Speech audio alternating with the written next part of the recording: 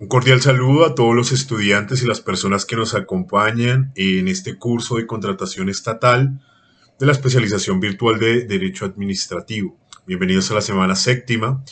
En nuestros encuentros pretéritos hemos podido abordar las modalidades de selección del contratista como un tema fundamental dentro de la contratación estatal para fortalecer el tema del principio de selección objetiva y el tema del principio de igualdad dentro de este marco regulatorio sobre las necesidades del Estado, ¿no? En este video vamos a explicar el proceso más simple que nos trae nuestra ley 1150-2007, el artículo 2, que es el proceso de mínima cuantía.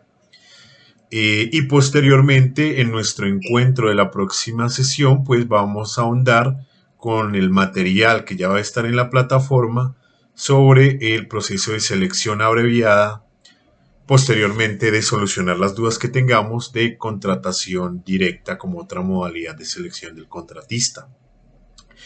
Huelga decir que el proceso de mínima cuantía es el proceso más simple y más informal que prevé la ley para que las entidades públicas adquieran bienes y servicios. Esto procura de que estos procesos se van a fundamentar por regla general en la cuantía, la cual va a ser mínima, como su misma denominación lo indica, que son aquellos procesos en el cual no van a exceder del 10% de la menor cuantía de la disponibilidad presupuestal.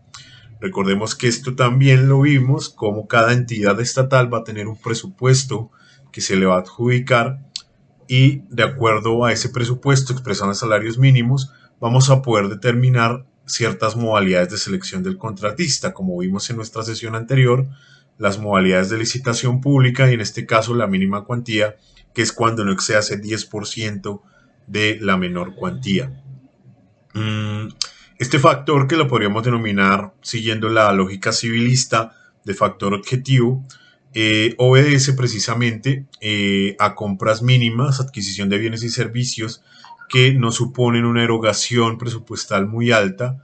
Sí, incluso la entidad que más presupuesto tenga o disponibilidad presupuestal que tenga, pues no va a superar los 100 salarios mínimos legales mensuales vigentes. Y la inferior, si mal no estoy, consultando la tabla legal respectiva, pues vamos a encontrar más o menos 26 salarios mínimos legales mensuales vigentes. Por lo tanto, pues la modalidad de mínima cuantía también en procura de que son adquisiciones de muy bajo valor económico, pregona, por lo tanto, la informalidad, ¿no? O la flexibilización de ciertos principios que hemos visto a lo largo de este curso. ¿Qué se supone con esto? En este proceso, pues vamos a encontrar ciertas características muy especiales. Por ejemplo, vamos a ver que no va a existir como tal un pliego de condiciones, como un acto jurídico complejo que hemos analizado a lo largo del curso, en el cual posteriormente va a ser adscrito al mismo contrato estatal, ¿cierto? Tampoco se le va a pedir a los contratistas o a los oferentes en la mínima cuantía que estén registrados en el RUP, en el Registro Único de Proponentes, como un requisito habilitante que ya también hemos estudiado. No significa lo anterior, por supuesto, que no existan requisitos habilitantes en la mínima cuantía. Claro que lo hay, todo el tema de la capacidad, ¿cierto? Si son personas jurídicas, certificado de existencia y representación, el tema de la facultad que tenga el representante legal y si éste cumple con todas las cláusulas estipuladas, por supuesto, en el contrato, en las estipulaciones del contrato de sociedad, ¿cierto? Los llamados estatutos. Esto pues evidentemente se va a tener que verificar, pero si hay una flexibilización respecto a que no tienen que estar escritos en el RUB. No, la capacidad de la persona natural, recordemos acá que hay una presunción legal, pues de que toda persona natural tiene la capacidad para celebrar este tipo de negocios, acorde con el artículo 1502 del Código Civil.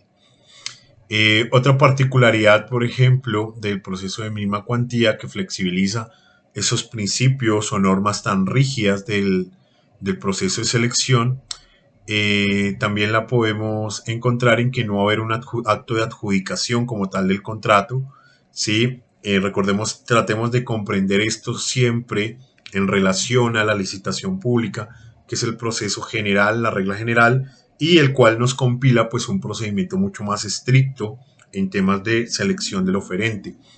En mínima cuantía no vamos a tener ese acto de adjudicación que apreciamos en la licitación pública, toda vez que es un trámite que va a ser muy escueto, ¿cierto? Muy exiguo, se va a poder realizar de manera electrónica, como vamos ahorita a comentar en su procedimiento, y no va a haber un acto de adjudicación, sino que se entiende la adjudicación cuando la administración acepta la propuesta, sí, posteriormente a la valoración de las mismas, y pues con la presentación de la oferta del contratista, ¿cierto? El eventual contratista, del oferente, y la aceptación de la entidad pública se entiende conformado el contrato estatal de mínima cuantía. Completamente válido en el entendido de que recordemos que estos actos de oferta o del aviso de convocatoria, la invitación que se hace en la mínima cuantía, pues son actos jurídicos que de alguna manera van a manifestar la voluntad tanto del oferente como de la entidad pública y por lo tanto pues se compaginan para formar nuestro contrato estatal, ¿no? También recuerden que va a ser un documento escrito porque muchas veces entendemos que documento escrito tiene que ser un documento material, pero recordemos las reglas estipuladas legalmente que el documento electrónico pues evidentemente también va a tener validez en estos casos. Otra de las particularidades de este proceso es que tampoco no es necesario solicitar el tema de las garantías, ¿no? Habíamos hablado de que las garantías pues son precisamente esos mecanismos para sanear los riesgos de la contratación pública. Sin embargo, aquí no va a haber una garantía única de cumplimiento, ¿cierto? O garantías accesorias al objeto contractual como en los contratos de obra, sino que va a ser una opción facultativa de la entidad pública. ¿Qué quiere decir esto? La entidad pública, de acuerdo al objeto a contratar, a la prestación de servicios, puede optar por, si quiere o no, si es necesario, solicitar una garantía en los contratos, ¿no? La regla general va a ser que no, porque pues la ejecución, ¿cierto? El proceso mismo de convocatoria y oferta, de selección y de ejecución y de pago van a ser muy expeditos debido a que pues, generalmente pues estos contratos van a ser el piso de las necesidades de la entidad pública respectiva. Eh, hay más particularidades, pero las podemos ver de acuerdo al procedimiento. El procedimiento a grandes rasgos es muy simple, ¿no? Sí va a tener que, siempre va a tener que haber unos estudios previos, ¿no? En procura del principio de planeación. Recordemos que a pesar de que es un contrato con un valor mínimo, exiguo, de poco valor económico, no puede escaparse a esa exigencia del debido proceso y de que la administración pues evidentemente celebre este tipo de actos jurídicos para necesidades reales. Esas necesidades reales pues se van a materializar en el estudio previo. Los estudios previos, además de materializar y ejemplificar por qué nace esa necesidad, pues va a llevar y de contera a qué objeto se pretende, qué bienes y servicios, las características uniformes, etcétera. Y por supuesto también va a tener que ahí explicitar el tema de la disponibilidad presupuestal, ¿no? A pesar de que son bajos rangos económicos, pues tiene que respetar todo el tema de la disponibilidad presupuestal de la entidad. Todos estos actos también, por supuesto, se van a venir a publicar en el SECOT, entre otras porque también se le van a poder hacer observaciones, ¿no? En licitación pública, en esa modalidad vimos cómo las observaciones dentro de estos procesos precontractuales van a suponer una garantía para los eventuales oferentes, en el sentido de que van a garantizar su derecho de defensa y también a materializar la transparencia, ¿no? Que la entidad no ahora estos procesos así no tengan una gran envergadura económica porque sí, sino que hayan verdaderas necesidades y que por supuesto finalmente el siguiente acto, que es la invitación, pues esté acorde con los planteamientos de una buena planeación, ¿no? Entonces va a ser muy importante y eso también, por supuesto, se va a publicar en el SECOP, ¿no? ¿Qué más va a ir en estos estudios previos? Pues se va a analizar el contrato, su ejecución, sí, se van a estipular unos términos, pero esto más adelante se va a arreglar con un cronograma con el contratista. También la capacidad del contratista, ¿no? Aquí podemos hablar de tres tipos de capacidad, la capacidad como requisito habilitante, ¿cierto? también la capacidad financiera particular en este caso de modo selección, y pues la capacidad técnica o lo que se requiere del contratista, ¿no?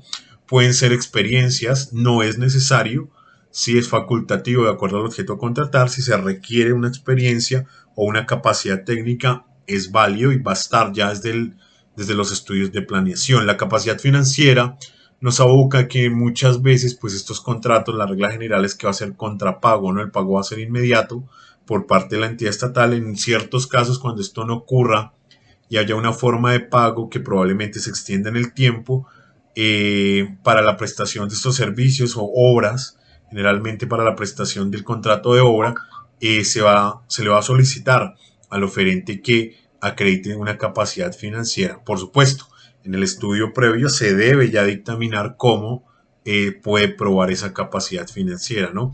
Recordemos que aquí la regla general va a ser la informalidad y por lo tanto, pues esos requerimientos que se van a materializar en esa convocatoria pública, pues no pueden ser demasiado estrictos. El siguiente paso, evidentemente, como ya lo había dicho, es la convocatoria pública. Sí, se va a registrar en el SECOP, casi todos estos actos van a ser ya de publicación, ¿cierto? Oponibles a terceros y válidos completamente. Eh, no hay unos términos como tal, la ley nos dice que por lo menos un día hábil, porque pues debido a la informalidad de este trámite es la entidad, de acuerdo a la urgencia de sanear esa necesidad pública, la que va a estipular esos términos. Sí, puede publicarlo 2 días, 3 días, y en esos 3 días pues se van a recepcionar las ofertas. Se van a recordemos que en esto va a haber un término para, si se presentaron observaciones a la planeación, esta las pueda responder, todo esto por medio del SECOP. Una vez se reciban las ofertas, pues, y concluya finalmente el término de la convocatoria, de la invitación pública, pues va a haber el acto de cierre, ¿no? El acto de cierre va a ser muy importante porque nos va a excluir ya ofertas posteriores, cierto, atemporales que se presenten al proceso de mínima cuantía.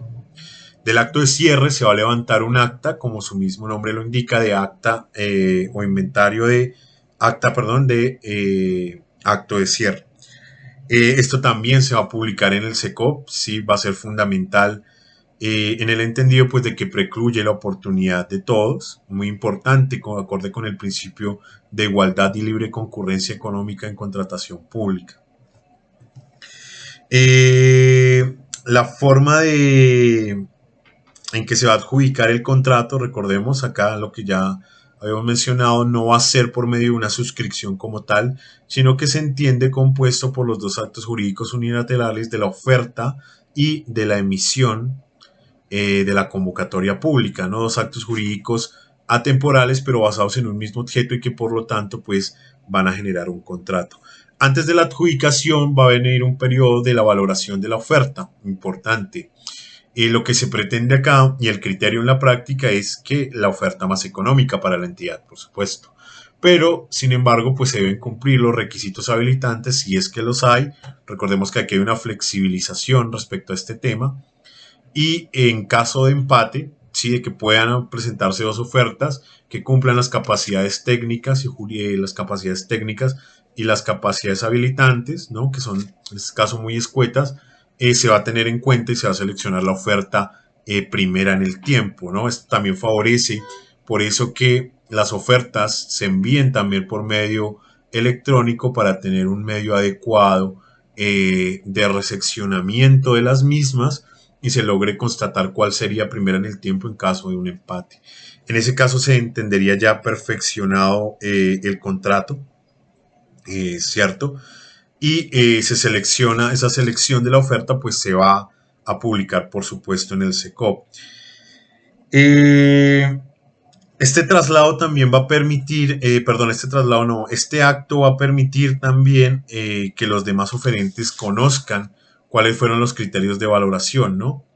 Cuando se selecciona, esto se va a subir en el SECOP, en ese acto de selección se van a explicitar las condiciones y los términos de valoración de la oferta, ¿no?